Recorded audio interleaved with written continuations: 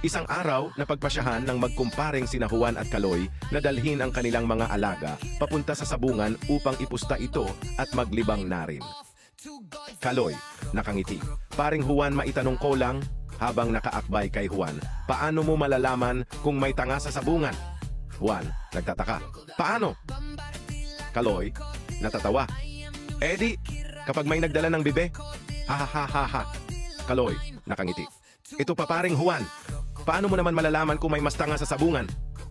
Juan, nag-iisip. Paano? Kaloy, natatawa uli. Di, kapag may pumusta sa bibe? Ha ha ha. Kaloy, nakangiti. Ito paring Juan, last na to. He. Paano mo naman malalaman kung may dayaan sa sabungan? Juan, nag-iisip uli. Paano?